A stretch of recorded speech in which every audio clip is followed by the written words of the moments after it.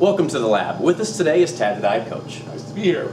Glad to have you. In the lab, we're talking to you about supplements and what they can do for you. Okay, Tad, what supplement are we looking at today? Creatine, another great supplement. Been around for years. As a matter of fact, I remember when it first came out back in the early 90s, and it was a revolutionary product but back then there was just creatine monohydrate. As a matter of fact, basic forms of creatine like this, which is just your creatine monohydrate. And I really prefer the creatine monohydrates. However, you do have some other brands out there, or some other versions like Creatine, which is these versions of creatine really do the same thing. There's nothing unusual about them in terms of their functionality. You just get to reduce the amount you take. There's less bloating, oftentimes less water retention. Those are your main benefits. But the granddaddy of all creatine products is creatine monohydrate. They're all made from that. So the questions then become, how do you use it effectively? And the best way, and I get this question all the time, and the best way to use it effectively, and there's all these philosophies on loading creatine, and then maintenance phases, and then cycling on and off them. And while, yes, you can do those things, and they can have some value, you don't really need to do that.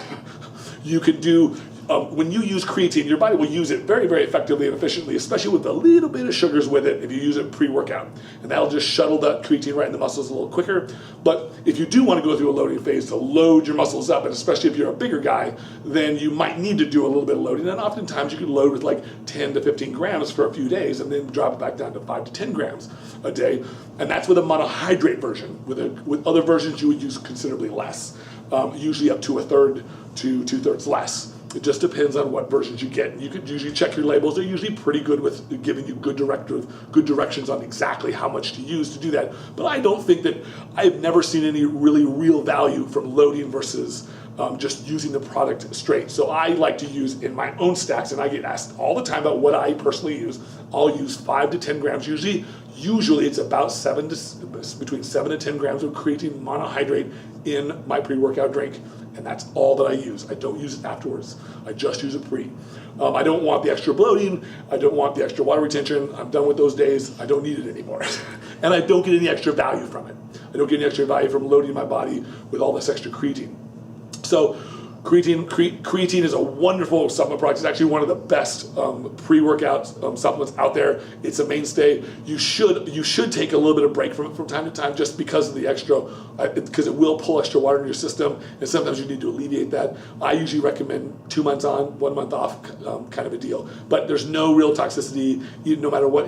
There's a lot of people that used to say like, oh, you could toxify your liver, these things, but it's just not the case.